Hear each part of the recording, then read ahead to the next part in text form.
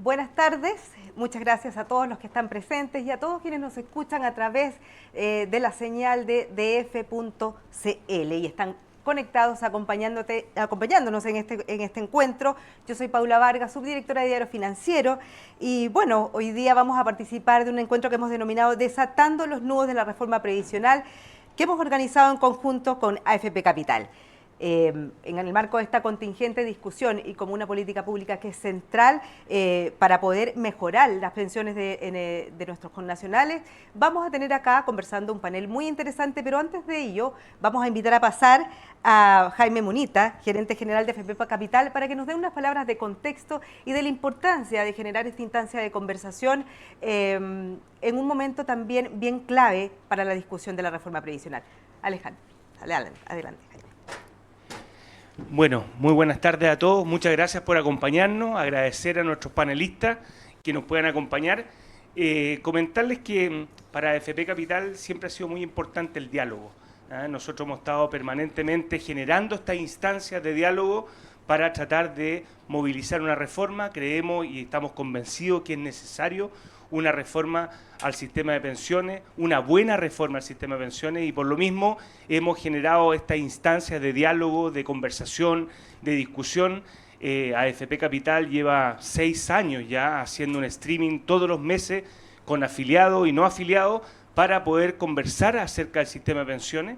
Así que para nosotros estas son instancias tremendamente relevantes, poder contar con distinguidos panelistas que entren, digamos, en la discusión, podamos conversar sobre los nudos que tiene esta reforma. Así que nuevamente agradecerle a todos los que nos están acompañando y muchas gracias por participar en este evento. Hasta luego. Muchas gracias, Jaime. Ahora sí voy a presentar a nuestros panelistas. Sí me voy a juntar para poder ya entrar en materia. Voy a presentar primero a don Hugo Cifuentes. Adelante, don Hugo.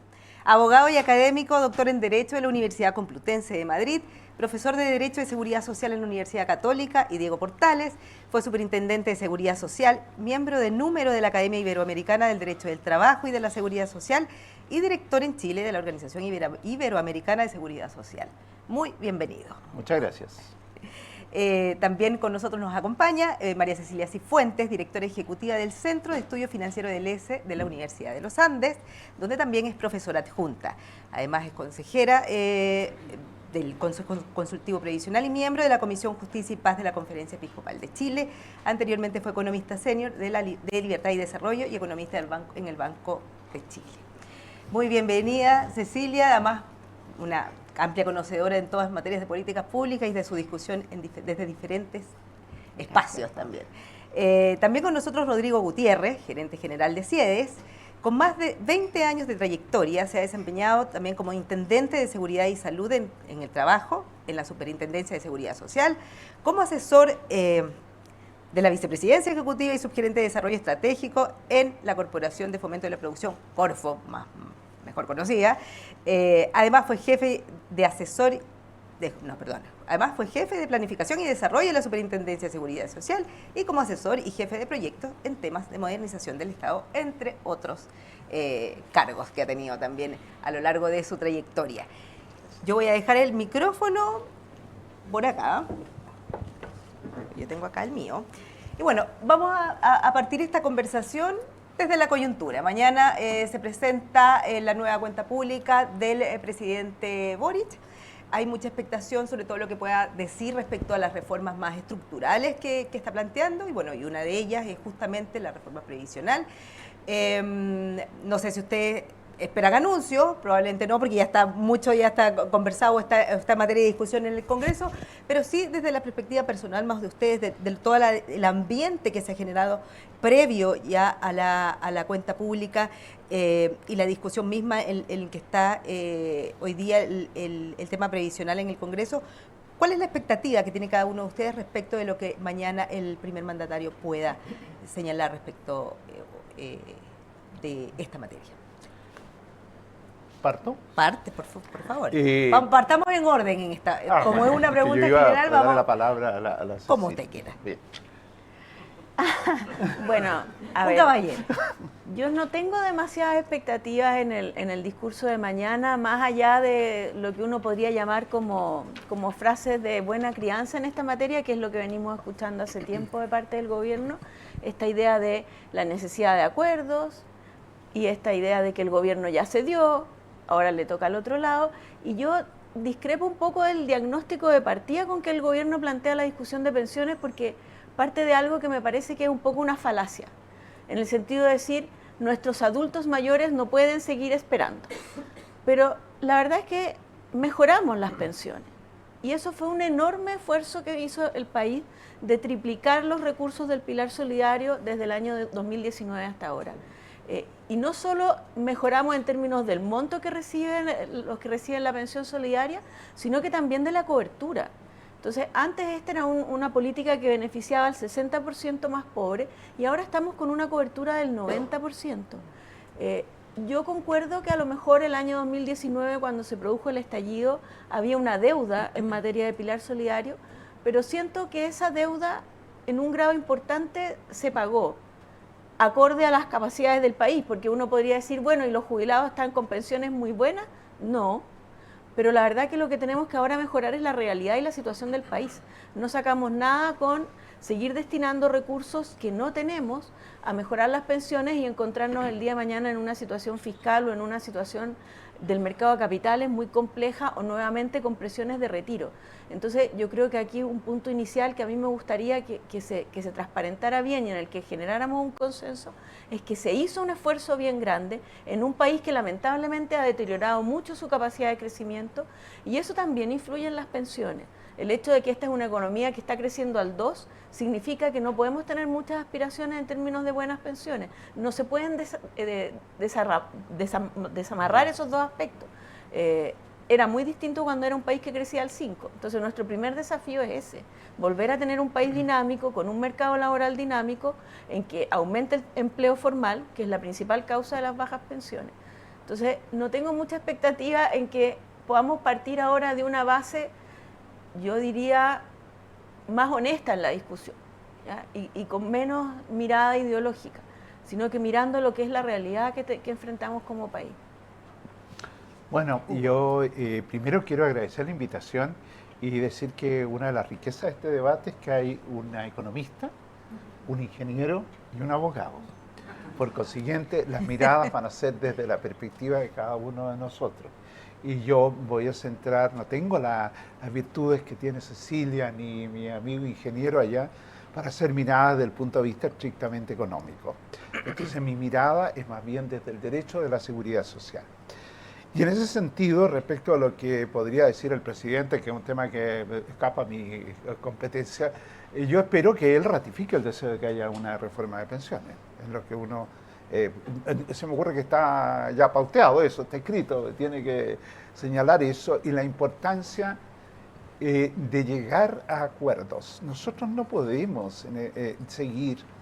Piensen ustedes que nosotros logramos el año 2008, o sea, hace 16 años más o menos, logramos una primera reforma importante con la Comisión Marcel, en un acuerdo que se adoptó, si mal no recuerdo, en enero del año 2008 en el Senado.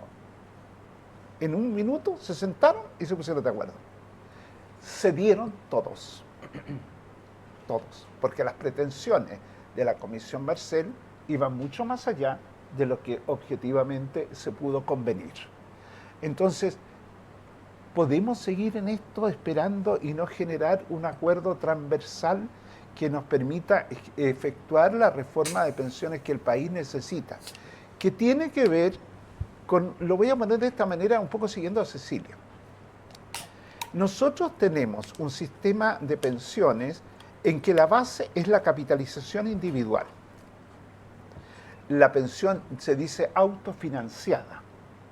Y el legislador del 2008 y después el año 2022, creo, a inicio en enero, creó la PGU, la hizo importante, y hoy día, si uno mira los datos, hay más de 2.240.000 personas de 65 años y más que tienen PGU. ¿Cuántas de esas tienen el monto de los 214? Yo diría que el 90, si no más. ¿Y qué ocurre? ¿Ha de ser la pensión básica solidaria la base del sistema de pensiones? Es decir, el legislador dijo que la PGU era un complemento de la pensión autofinanciada. Hoy día los hechos muestran que la pensión autofinanciada es un complemento de la pensión básica de la PGU. Esa conversación tenemos que tenerla. Yo no digo que haya una responsabilidad aquí abierta de lo que se usa decir industria. Para mí la institucionalidad, la institucionalidad que el legislador se dio para regular el sistema. Hay que repensar esto como atendiendo problemas de formalidad, de incorporación al mercado de trabajo, de establecer mecanismos, por ejemplo, la sala cuna principal. Hay que avanzar en eso para generar más incorporación de las personas que están al margen del mercado de trabajo a cotizar.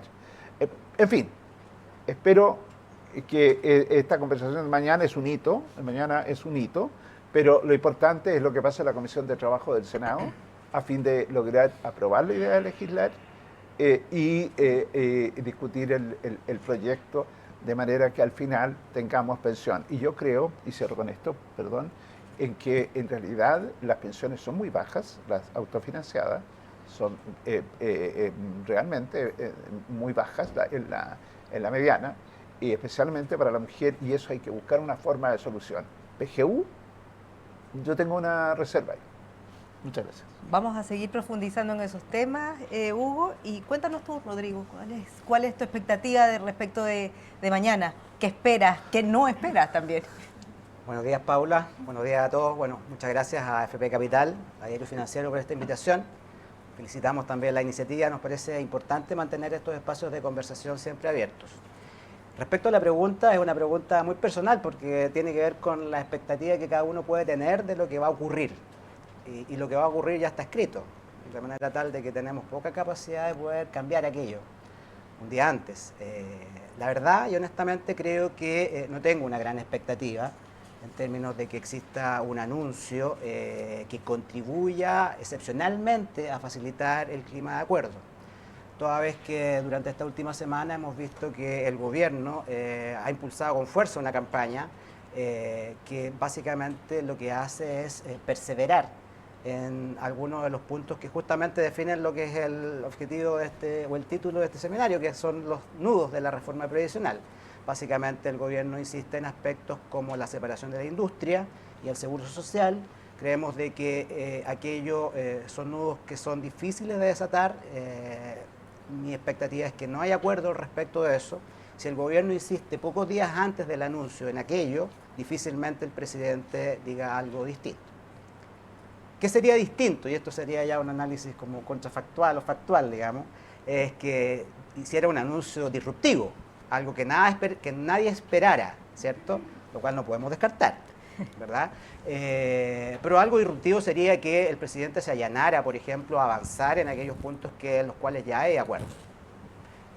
Y dijera, avancemos en esto que hay acuerdo porque, y aquí vale la pena también hacer un análisis un poquito de cuál ha sido el relato del presidente, incluso desde tiempos de campaña. Recordemos que aquí hay un discurso que en tiempos de campaña era bien radical, era bien transformacional, era bien disruptivo, o sea, proponía un cambio absolutamente estructural, que después se fue moderando en el tiempo.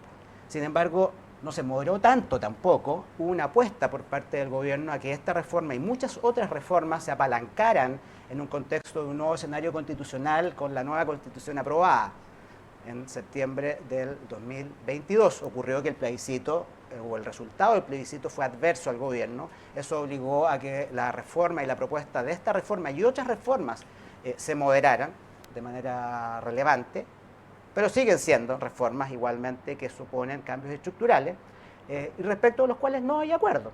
Simplemente me parece que el presidente, lo esperable es que ratifique la actitud del gobierno de las últimas semanas y eso obviamente nos pone en un punto de no mucha expectativa.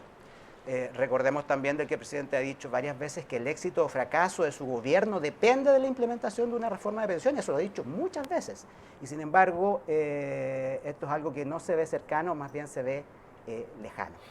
Así que honestamente no tengo gran expectativa de lo que pueda suceder, yo creo que más bien va a ser la respuesta obvia, en consistencia con el impulso que el gobierno quiere seguir manteniendo en estos últimos meses de negociación intensa, pero que yo creo que en definitiva si no hay un cambio, una cesión relevante de parte de estas propuestas, yo creo que no vamos a poder avanzar.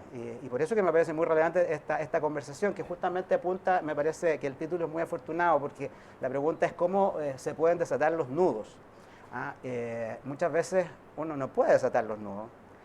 Y muchas veces uno toma la decisión simplemente de cortarlo.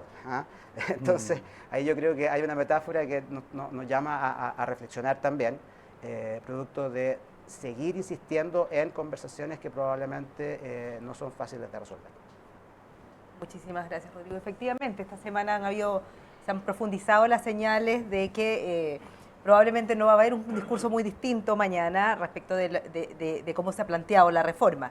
Pero justamente entrando ya en materia de la discusión de lo que hoy día se está discutiendo en la Comisión de Trabajo del Senado, que lo planteaba acá Hugo. Justamente el senador Iván Moreira hace unos días dijo que la idea era partir por los puntos donde hay acuerdo y dejar los más complejos hacia el final. Pero justamente lo que es el punto más complejo y quizá el corazón de esta discusión, digamos, que es a dónde va a ir a parar ese 6% adicional, de cotización adicional.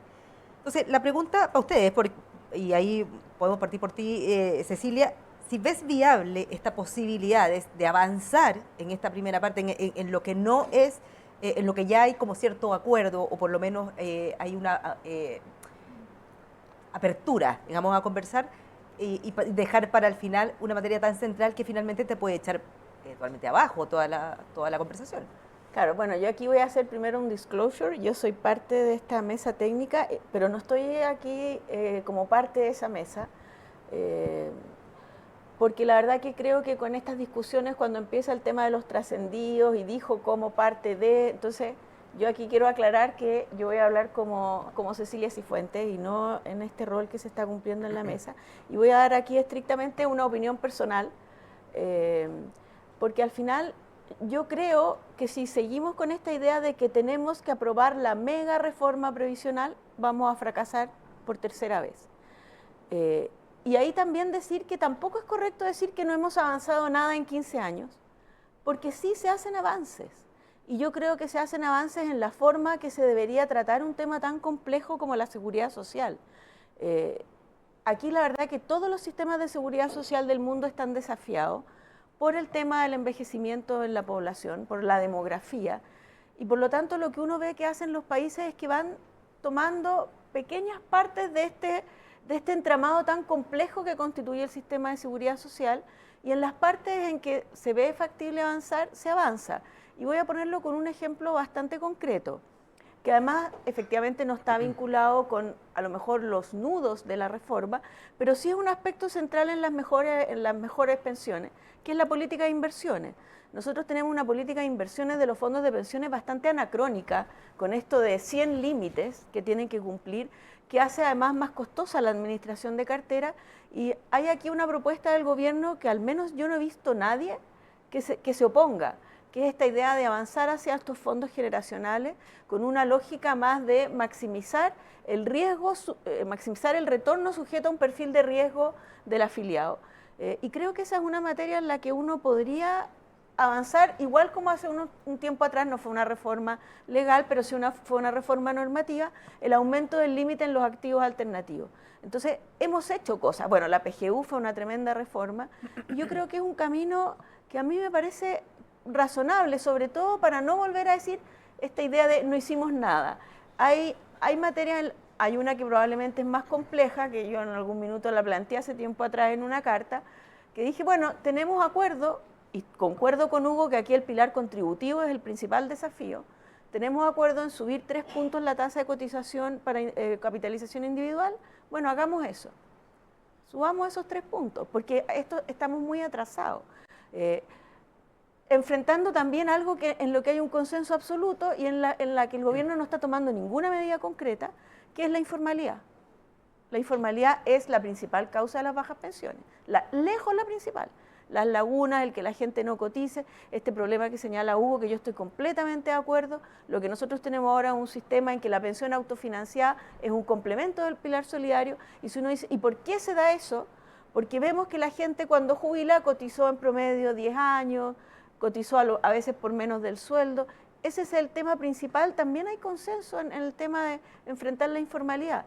No es una reforma de pensiones enfrentar la informalidad, es una reforma laboral, pero es clave en el sistema de seguridad social. Avancemos también en eso.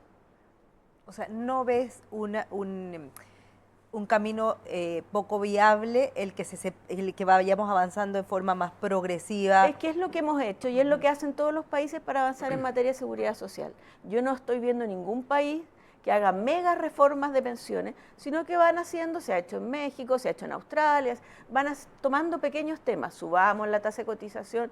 En Australia se subió en 3 puntos la tasa de cotización en 10 años, de 9 a 12, todavía no terminan.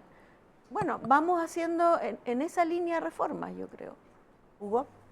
Yo diría que, a ver, 6%. 6% es mucho, porque el 60% de lo que estamos cotizando hoy día es un aumento del 60%. Pero está abajo de las medias comparadas. Está abajo la media que había antes de 1980. Entonces, ¿tenemos un problema con la tasa? La tenemos. El proyecto entiendo que habla de 8 años para ir aplicando progresivamente el 6%. Solo quedarse en un 3, la Cámara acordó 3 y 3, quedarse en el 3 y olvidarse del otro 3, sí, progreso, avanzamos. Pero, a ver, yo coincido en que en seguridad social cambios hay siempre. Siempre los sistemas de pensiones están en revisión, porque va cambiando la demografía, porque la expectativa de vida, las condiciones de sostenibilidad, la economía, son cuestiones, nuevas contingencias, la cuarta edad, la dependencia, nos va muriendo retos importantes. Entonces, tiene que ser capaz de ajustarse. Lo que nosotros tenemos aquí de fondo, independiente de lo que vaya a resultar, es que nuestra estructura no se ajusta, en mi opinión, a cumplir con todo eso. Eso, para decirlo así, en mi posición. Porque nosotros el 2008, y vuelvo a Marcel, y no voy a ir a citar a mi ministro de Hacienda, quiso hacer una reforma estructural, pero no hubo los acuerdos. Y eso se ha ido dilatando, sin avanzar en qué. A ver, el sistema contributivo, que es el de cotizaciones, que hoy día recaudan nuestras AFP, tiene una debilidad importante. en la tasa de cotización, en la edad de pensión y quizás también en la tasa de reemplazo. Ahí hay que revisar esos tres aspectos paramétricos, hay que revisarlos. Pero ¿es solo eso suficiente? Todos sabemos que, y corríjanme ustedes, que desde el punto de vista de la opinión pública, el tema de que hace mucha fuerza hoy día, de que las personas dicen, dinero es mío, no me lo toque, ¿de acuerdo? Pero también hace fuerza de que hay una observación respecto de las AFP. Y no quiero decir con esto que la culpa sea de las AFP, no porque estén ustedes aquí, que sea solo de las AFP, sino que hay una responsabilidad del Estado en que tiene que revisar cómo se organiza bien esta institucionalidad para que responda a esta necesidad de que hay una AFP que cobra un 0,5, invento, y otra que cobra un 1,5. ¿Qué está pasando ahí? ¿Por qué? El público también se pregunta, y digo el público, en realidad no voy a usar esa expresión, uno cabe preguntarse, ¿por qué hay rentabilidades tan altas? ¿Ah?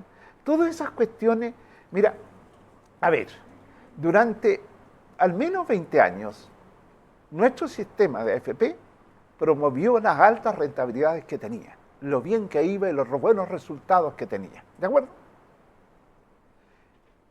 Ya en los años, yo diría ya de principio de la Bachelet, el primer gobierno, se empezó a hablar de que era necesario pasar desde la posición de que yo te administro y te doy buenos resultados a que yo me ponga a tu lado. El usuario, el afiliado. ¿Cuánta cercanía tiene respecto del que le está gestionando sus recursos para que genere pensión? La seguridad social tiene uno de sus principios del orden administrativo es la participación, la inmediatez, en eso hay bastante avance en nuestro sistema nacional, pero requiere una proximidad mayor entre el gestor y el ciudadano. Eso durante muchos años estuvo lejos. Yo me acuerdo a la Solange Bertin cuando la nombraron superintendente, dijo, no, tenemos que cambiar el foco y ir a ponernos del lado del usuario. Yo creo que ahí todavía se ha avanzado, pero todavía falta. Entonces, ¿dónde está la reforma estructural, en mi opinión? En la mayoría de los regímenes de pensiones chilenos, de seguridad social chilenos, no solo actúan privados con los sin fines de lucro, sino que también actúa el Estado. Ahí, en este esquema nuestro no hay actuación del Estado. ¿Cómo es la competitividad? ¿Qué reglas se han introducido ahí? Entonces, yo creo que nosotros podemos hacer cosas interesantes cediendo, interesantes digo en el sentido de beneficiar a una sociedad que quiere tener un sistema de pensiones.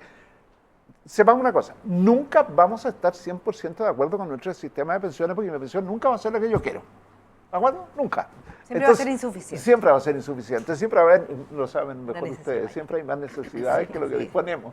Entonces, pero aquí hay un punto en que tenemos que alcanzar y cruzar esa barrera, ese límite rojo, que por un lado dice puro seguro social, o mucho seguro social, y por otro, no, nada seguro social. ¿Cómo hacemos algo que nos genere un espacio de conversación?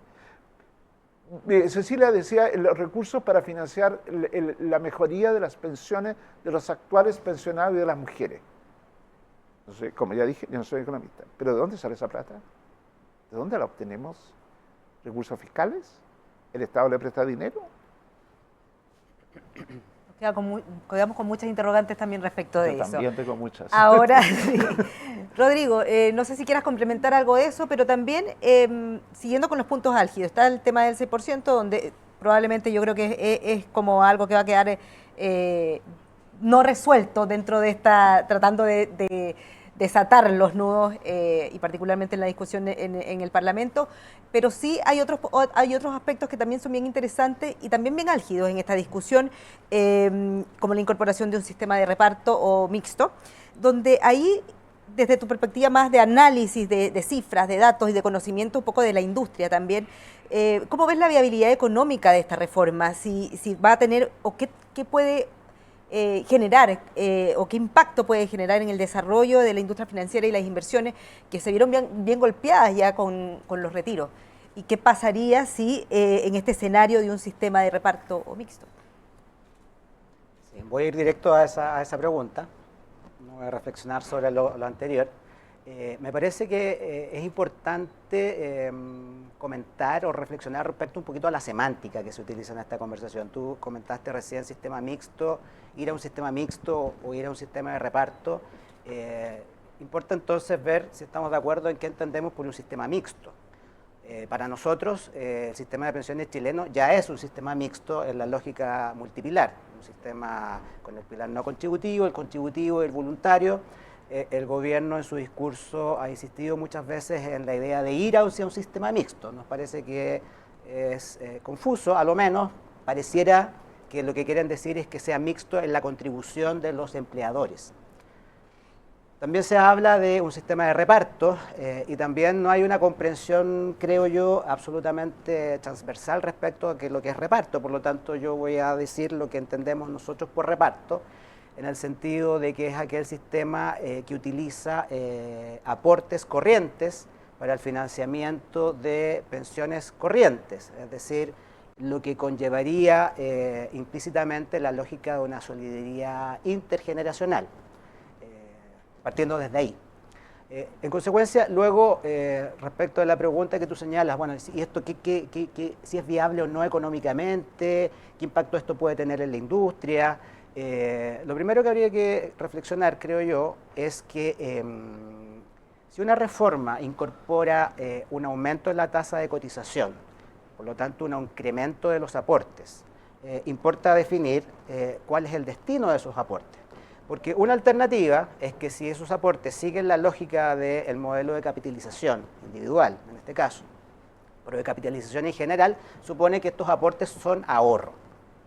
¿De acuerdo? Y por lo tanto ese ahorro supone inversiones en instrumentos financieros y por lo tanto supone que este es un sistema que se hace viable en el largo plazo, se hace sostenible y además tiene efectos beneficiosos sobre la industria en la medida de que significa mayor ahorro, mayor inversión, mayor profundidad del mercado financiero. En esto vale la pena también hacer la reflexión en términos de la necesidad de recuperar la profundidad del mercado financiero, porque como se ha visto, y ustedes son expertos en eso, los retiros de fondos provisionales generaron un efecto negativo en aquella dimensión del mercado financiero, que lo vivimos hasta hoy en los mercados de renta fija, en tasas de interés, etcétera, y por lo tanto nos parece de que un sistema que incrementa los aportes a través de lo que podría ser un aumento en la tasa de cotización, independiente de cuánto sea, que vaya a capitalización, por lo tanto va a ahorro, es sostenible evidentemente en el largo plazo y además contribuye al desarrollo de la industria, producto de que nos ayuda a corregir, a recuperar la pérdida de profundidad del mercado financiero.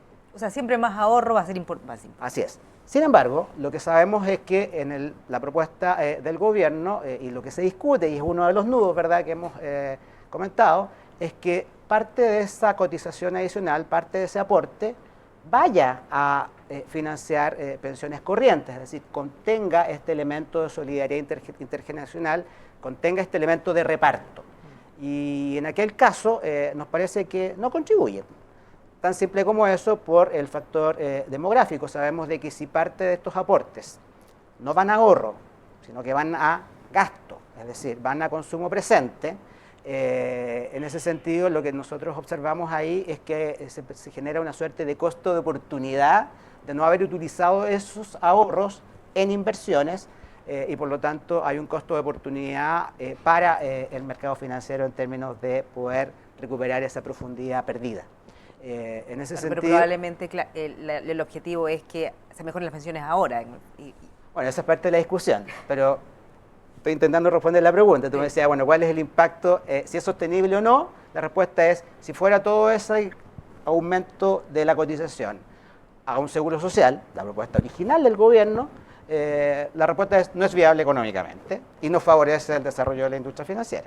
Por el contrario, si fuera en el otro extremo, si los 6 puntos fuera a capitalización, evidentemente que eso hace sostenible, viable económicamente la reforma y además beneficia en términos de lo que es el mercado financiero para, insisto, y esto yo creo que es muy importante también respecto de la cotización o de la discusión en torno a los 6 puntos, si es mucho o es poco. Yo creo que también es importante tener presente siempre de que parte de estos 6 puntos que hoy día se plantean vienen a compensar aproximadamente la mitad de ellos. Aquí podemos decir números gruesos. 3 puntos de los 6 van a venir recién a compensar el daño previsional producto de los 3 retiros de fondos previsionales. Por lo tanto, si estamos pensando en mejorar una tasa de ahorro para mejorar saldos y futuras pensiones, hay que pensar, por cierto, en aumento de tasa de cotización que sean superiores al 3. Solamente 3 vienen a compensar el daño previsional de los retiros. Por lo tanto, y con esto termino, con esto el final, lo que estamos viendo es un punto medio en el cual una parte de esta cotización, si va a reparto intergeneracional, como nosotros creemos de que no es bueno, esto no perjudica a la industria financiera, pero sí yo creo que se asume un costo de oportunidad de recuperarla o de proyectarla hacia el futuro. Perfecto, nos ha quedado clarísimo, Rodrigo, ese aspecto. Ahora, Hugo, volviendo un poco a lo que tú planteaste en un comienzo, hace unos minutos, se necesitan hacer una reforma más estructural, o a tu juicio se necesita hacer una reforma más estructural para compensar un poco estos espacios que han quedado y que finalmente no han hecho que podamos llegar a este objetivo de tener mejores pensiones, ¿ya? Ahora, desde esa perspectiva, tú hace poco, bueno, has pasado muchas veces por el Congreso haciendo presentaciones, particularmente por el tema previsional. Y bueno, rechazaste hace poco el tema de materias de autopréstamos y otras iniciativas que han surgido en el debate. Y no sé si una reforma tan amplia, pensando en que también se necesitan, o que tú planteas que se necesitan cambios estructurales, y a todo esto se han ido sumando también otras pequeñas iniciativas por parte del legislador.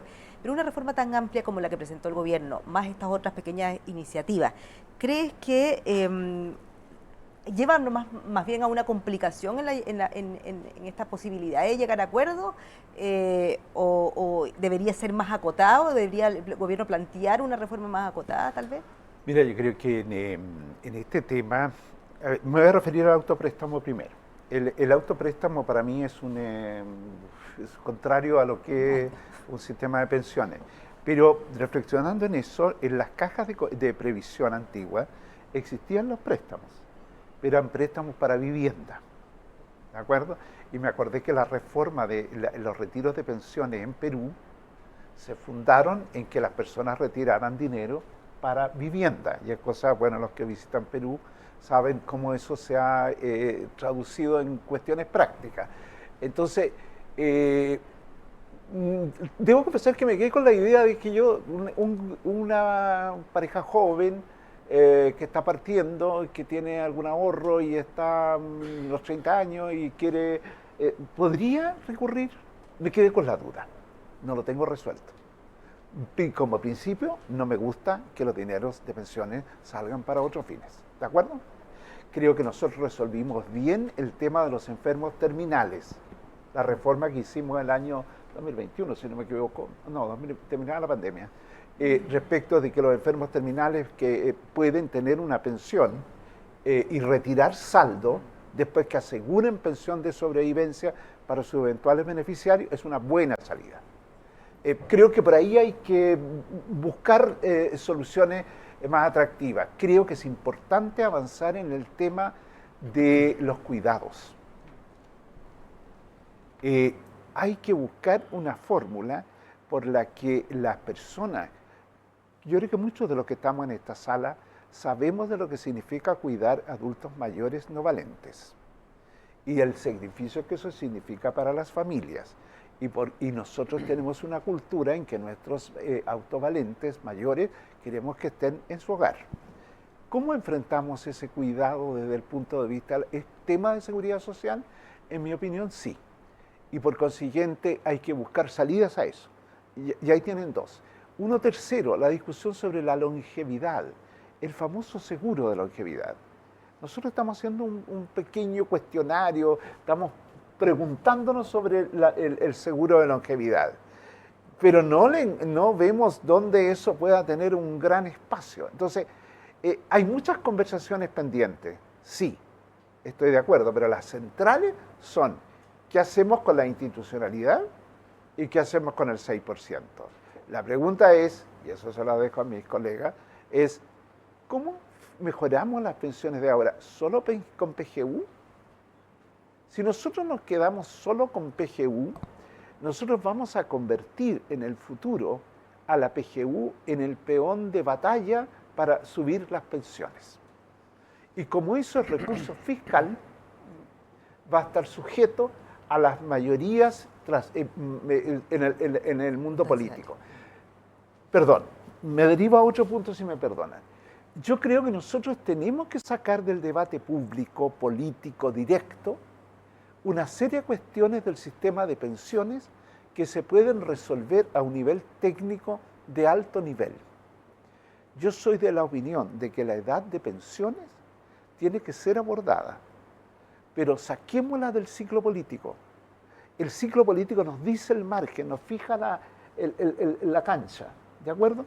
Pero un organismo técnico de alto nivel debería ser capaz de abordar esta cuestión con los cuidados, proyecciones necesarias. Lo mismo respecto a la tasa de cotización. Yo quiero una tasa del 6, para que estemos claros.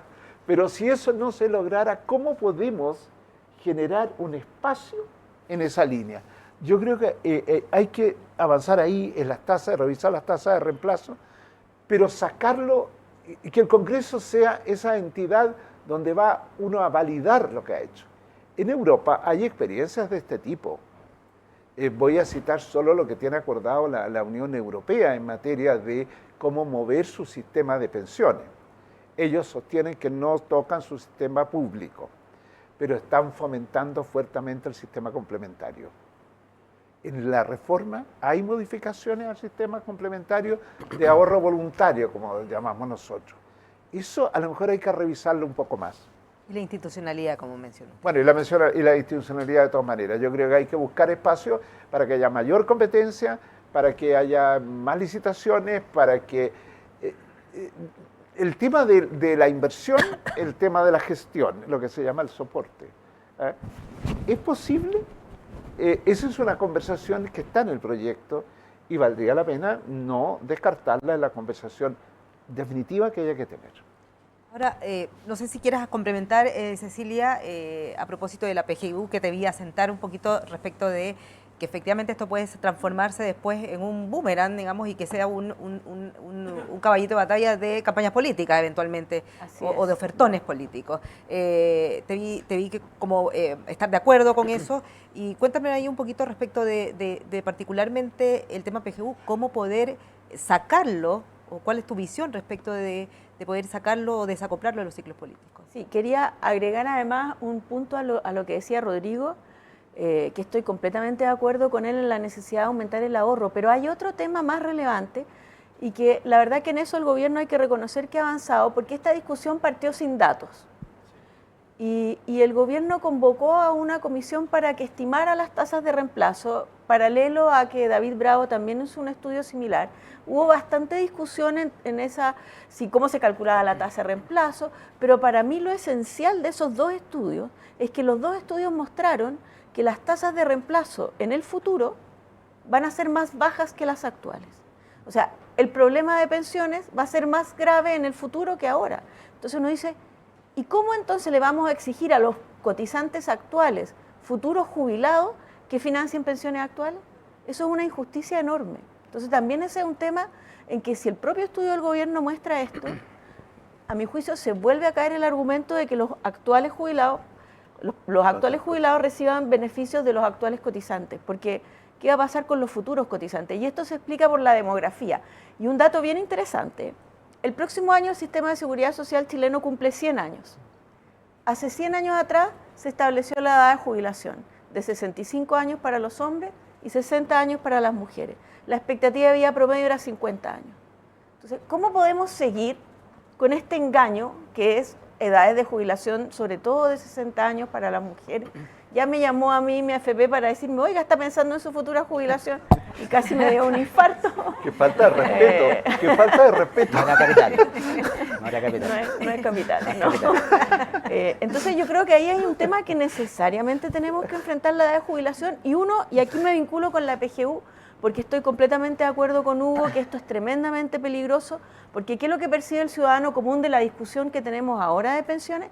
Los políticos siempre se van a poner de acuerdo para subir la PGU. ¿Para qué voy a cotizar?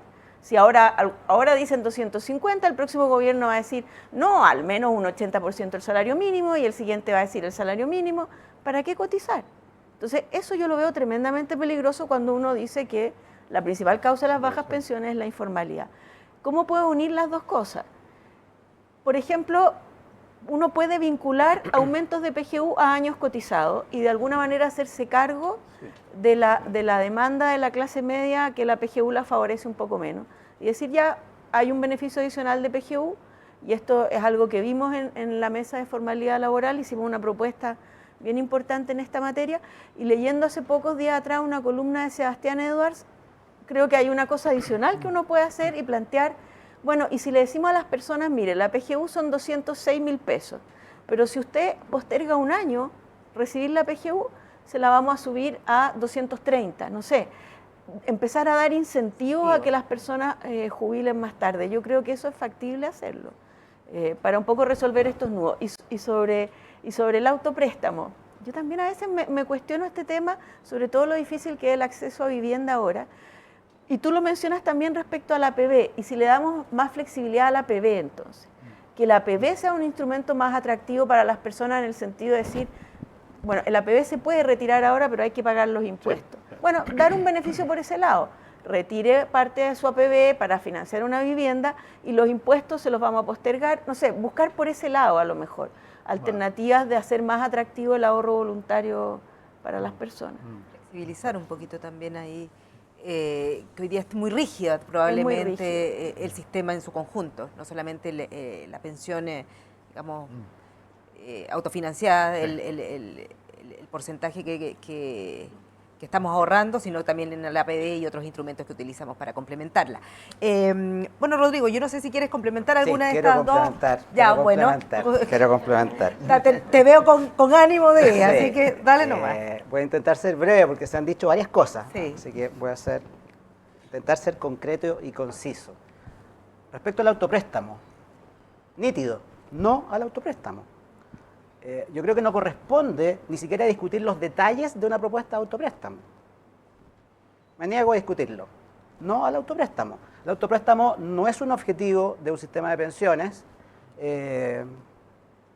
no es un atributo esperable, nos parece que es sintomático de la pérdida de foco de la discusión y es absolutamente hecha para la galería. Simple.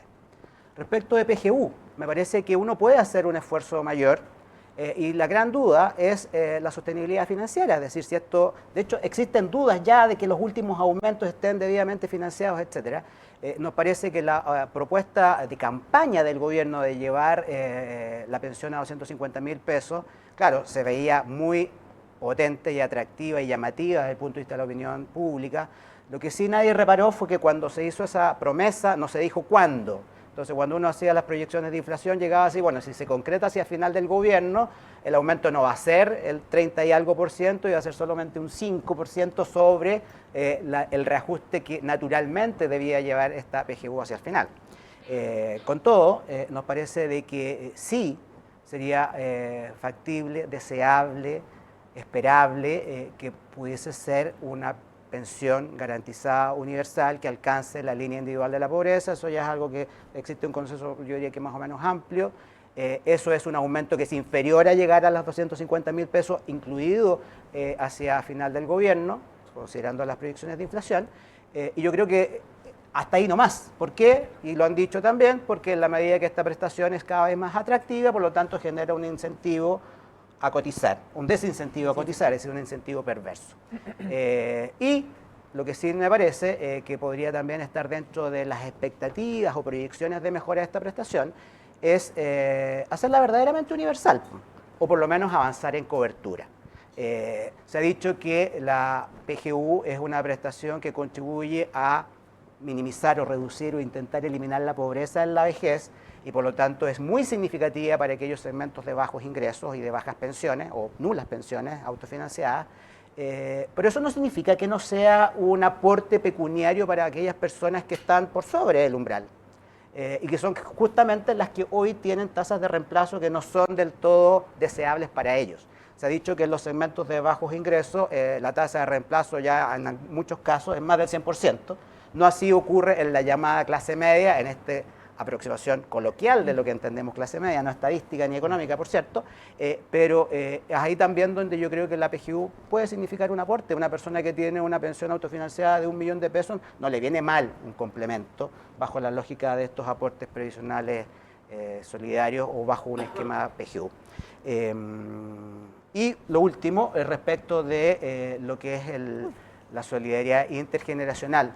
Comparto plenamente, me parece que es un argumento que no se ha planteado con fuerza para contrastar el argumento del gobierno en el sentido de que esta es la única manera de mejorar las pensiones hoy. Puede ser que sea la única manera de mejorar las pensiones hoy, usar parte del aporte adicional. Pero lo que no se dice es que eso es contra el ahorro, saldo y futuras pensiones de los trabajadores actuales, quienes van a estar enfrentados, y esto es algo que sabemos, a rendimientos decrecientes en el largo plazo y a una mayor esperanza de vida. Es decir, es algo que me parece que no está suficientemente instalado como contraargumento. Yo creo que es atractivo decir esta es la manera de mejorar las pensiones hoy de nuestros actuales pensionados, porque se siente, porque es la prestación inmediata. Y probablemente el trabajador que hoy día tiene 30 años, probablemente no siente o no alcanza a detectar que en definitiva ese aporte es un aporte que va en sacrificio de sus pensiones futuras. Es el nudo. Sigo insistiendo que me parece un buen nombre el seminario. Ahora, no sé si es un nudo, pero sí también pensando en cómo toda esta reforma, o toda esta gran reforma puede afectar o impactar también en las pensiones futuras.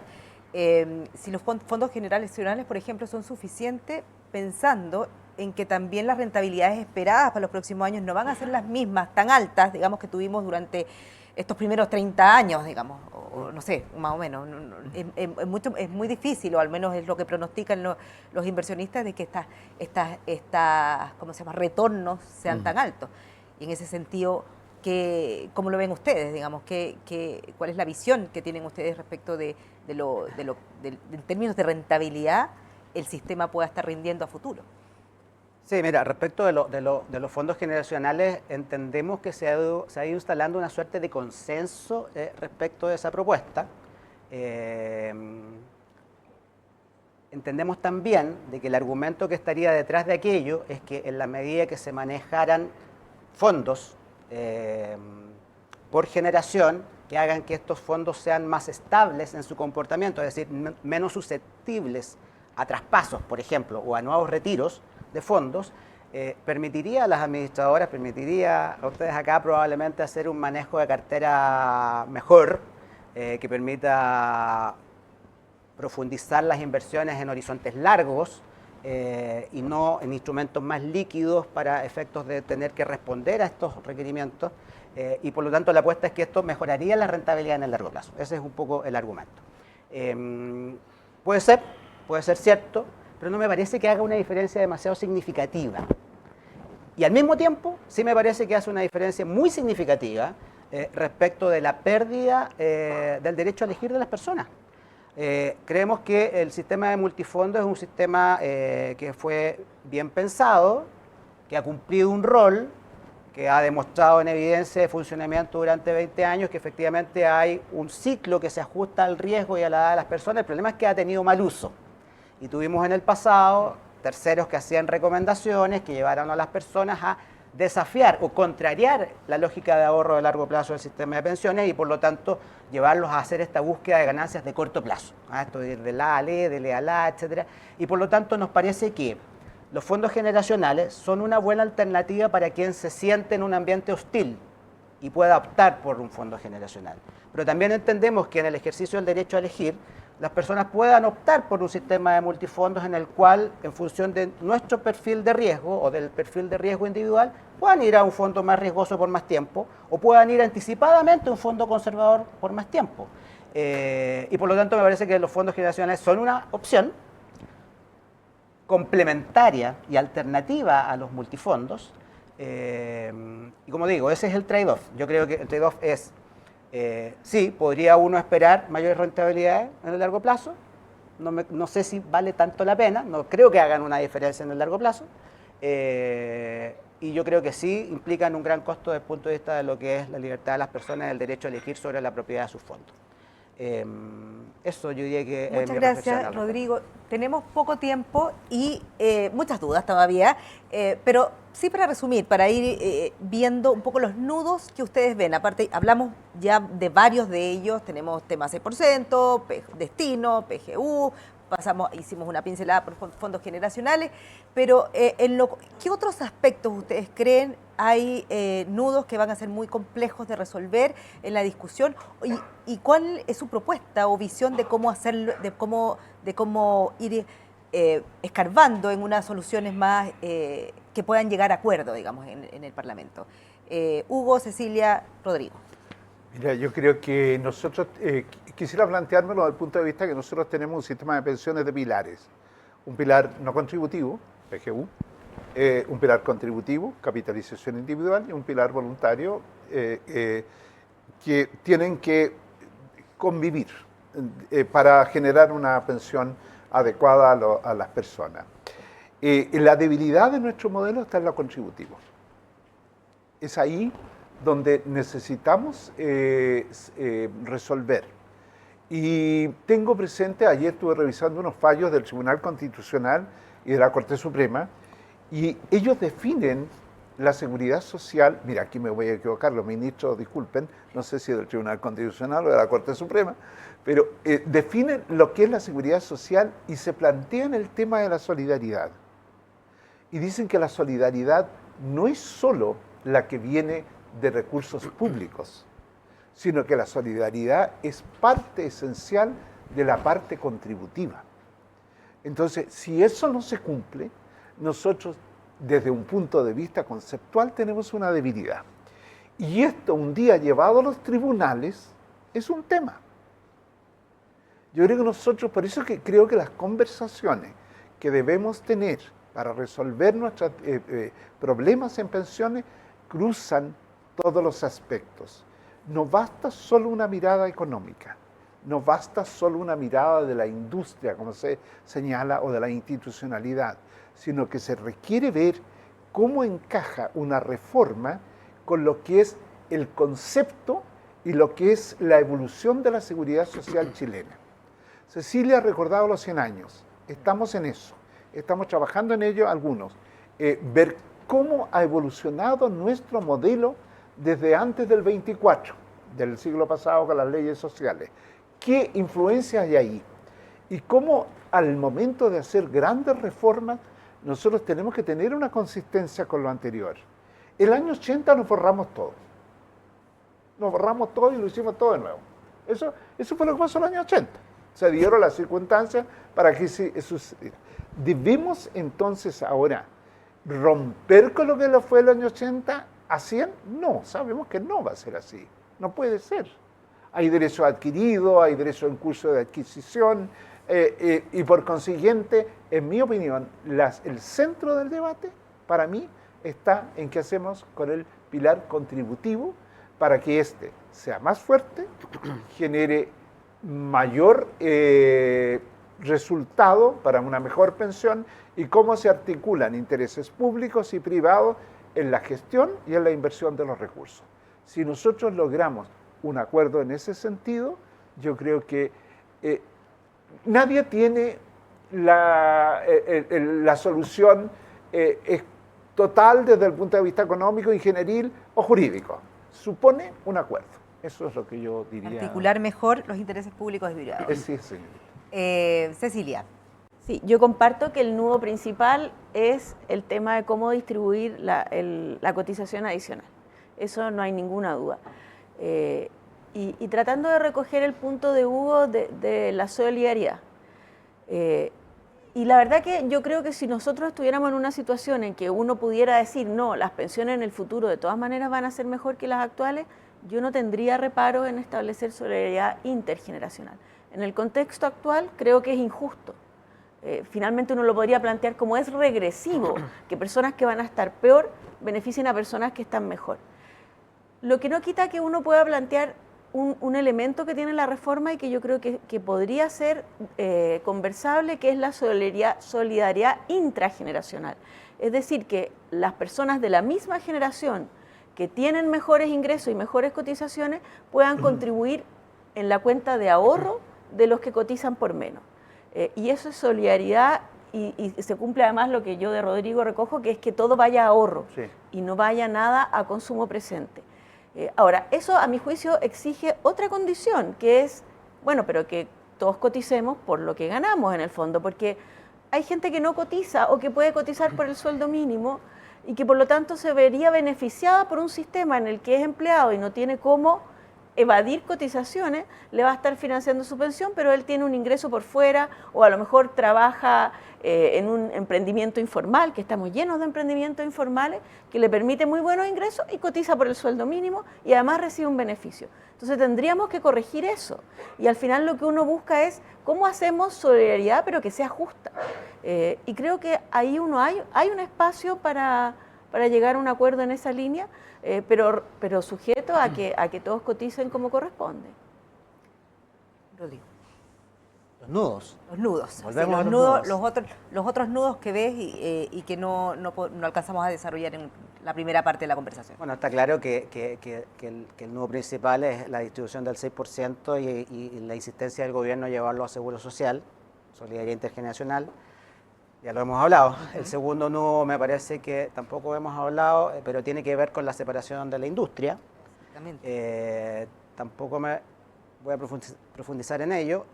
Sí me gustaría agregar otro que no es un nudo, porque ni siquiera está puesto encima de la mesa como nudo, pero tiene que ver con la igualación de la edad de retiro entre hombres y mujeres.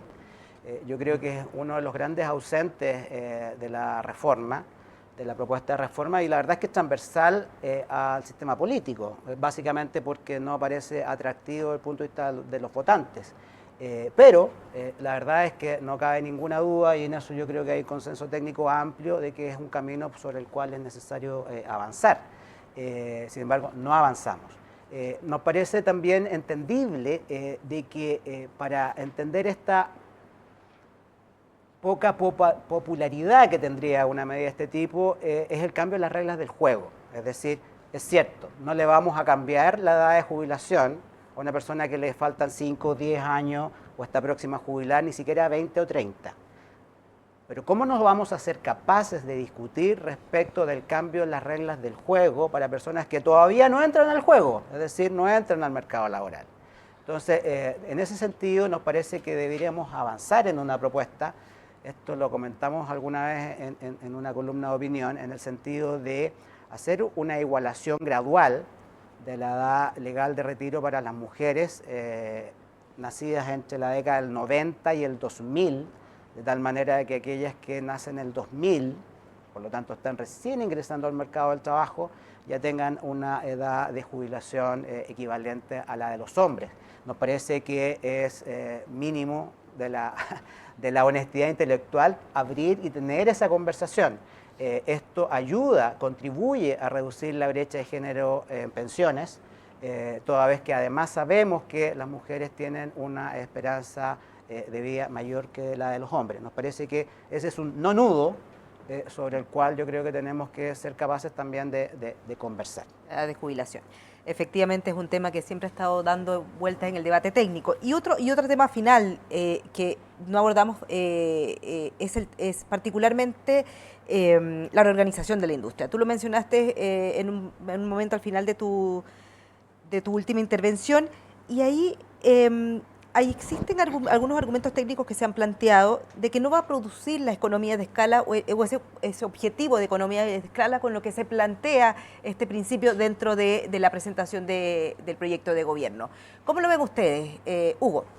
Es un tema para mí complejo, porque no soy experto en eso, en ese punto, pero creo que ahí hay que ver los datos estadísticos, ¿no? Pues si funciona mejor una separación, el gobierno plantea eso en el proyecto. Para mí va más allá del tema de costos, beneficios, sino que también tiene que ver con cómo a ver, hoy día las personas tienen al frente a una AFP. Con ellos se entiende. ¿Tienen que ser ellos los que le den la noticia al afiliado? No sé si me explico bien. O tiene que ser el Estado el que responda ante los ciudadanos por lo que va a ser su pensión, independiente de las opciones que haya hecho el ciudadano respecto de cómo invertir sus recursos a través de instituciones AFP, como se denominen. Le escuché alguna vez a alguien decir que no importaba, le cambiaban el nombre a la AFP, no me dijeron. Pero da lo mismo. ¿Podemos o no separar la función de soporte de la función de inversión? El proyecto lo señala. La tendencia comparada es que las instituciones que se entienden con el público son instituciones públicas. Déjame volver un poco lo que están haciendo los europeos. Los europeos, ¿qué insisten? Mantienen su sistema, el Estado lo mantiene, tienen un problema de demografía. No sé si igual, nosotros andamos muy parecidos a ellos en nuestras expectativas de vida. ¿Y cómo lo resuelven? Fortalecen el sistema del pilar público, pero, como dije ya, insisten en mejorar el sistema complementario. Creo que vale la pena poner acento ahí también. Cómo hacer más potente el sistema complementario, algo dijo Cecilia, pero aquí se descuida lo que se puede hacer en negociación colectiva. Las empresas pueden hacer mucho vía la negociación colectiva para crear programas de apoyo a crear fondos de ahorro. Vuelvo a la Unión Europea, ellos están moviendo de que un trabajador que se desplaza de una empresa a otra pueda mantener su fondo. Y más aún que si incluso se traslada de un país a otro, pueda mantener un fondo común que le permita complementar la pensión que le puede dar el sistema público. O sea, opciones hay. El punto es, ¿somos nosotros el país que no puede avanzar en esa línea porque tenemos una demografía con las características actuales? ¿Es cerrada esa posibilidad? ¿No hay por dónde encontrar un camino? Yo quisiera creer que es posible superar, porque miren, y termino con esto, nosotros estamos en un momento del debate de la reforma de pensiones que es político.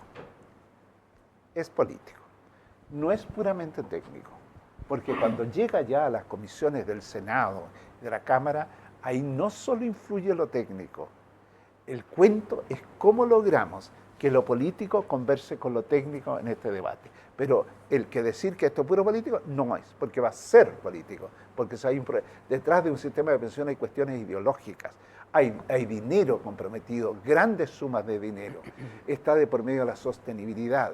Entonces, descartar que hay un componente político es equivocado. Y probablemente el tema de la reorganización de la industria es lo más político. Es lo más político. Cecilia, ¿cómo lo ves? ¿Ves un riesgo allí en cómo se ha planteado la reorganización de la industria? Sí, efectivamente veo riesgo y concuerdo que esto tiene una dimensión política importante y tiene otra dimensión técnica.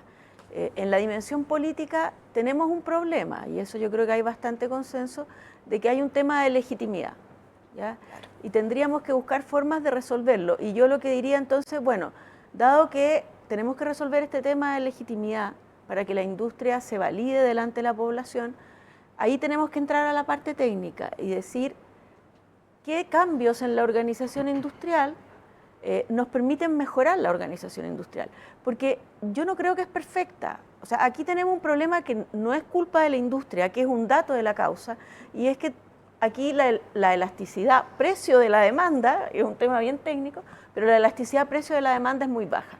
Los cotizantes no reaccionan a los cambios en la comisión Y si uno piensa en una industria en que el consumidor no reacciona a los cambios en precio, efectivamente hay un incentivo de parte de la industria, al menos, a no bajar el precio. ¿Para qué? ¿Para qué voy a bajar el precio si no voy a ganar más consumidores?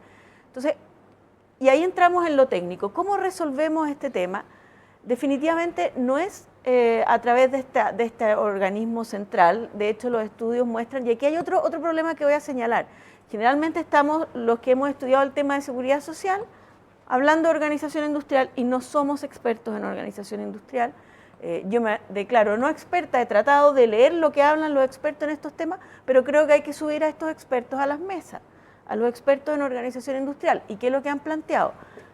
Las economías de escala ya se logran por completo con alrededor de 500.000 afiliados a... Entonces, esas economías de escala ya se lograron. Eso yo creo que es un dato. Se traspasan a los cotizantes de esas economías y ahí está la duda. ¿Cómo logramos que eso se traspase? Y la verdad que yo creo que ahí el aporte que puede hacer la industria es muy importante, porque ahí están los expertos. Ahí están los expertos que de alguna manera conocen bien el tema y nos pueden decir de qué manera nosotros hacemos a esta industria más legítima delante de la población, qué mecanismos podemos utilizar para que efectivamente haya una competencia que favorezca al afiliado. Y aquí el gobierno ha planteado el modelo de la AFC, a mí me parece que no es un buen ejemplo. Esa licitación no está logrando los resultados esperados. En la AFC se presenta un postor, siempre el mismo, y siempre la gana. Entonces, que a mí me digan que esa es una licitación competitiva, no pareciera. Pero sí creo que hay formas de lograr más competencia. Algo se logró con la licitación de afiliados nuevos. Yo creo que cumple un objetivo valioso, que al menos las personas que no tienen saldo, para las cuales la rentabilidad no es tan relevante, porque no tienen saldo, paguen una comisión más baja, pero como que se agotó el espacio de mejora de ese mecanismo. Y pensemos en otros mecanismos y subamos a los expertos a esta conversación, porque yo creo que aquí, mirando experiencia comparada, se puede avanzar en ideas que permitan que la industria efectivamente opere de mejor forma y esto la legitime y resuelva el tema político que hay aquí detrás. Ahora, hablando de legitimidad de la industria, que es también un aspecto, parte central también de estos nudos de la reforma previsional, ¿tienen ustedes la sensación, yo lo leí hoy día en una entrevista que sacamos en el diario, acerca de que esta reforma es muy importante cerrarla justamente en este gobierno, un gobierno con un sello más de izquierda, para que tenga mayor legitimidad en lo político y eso se traspase también a lo social? ¿Tienen también esa percepción ustedes? Yo creo que sí, que podría ser, o sea, va a ser más difícil en un gobierno de derecha, yo creo, y eso ya lo vimos. Esto, lo que estoy diciendo no es una especulación, es algo absolutamente empírico.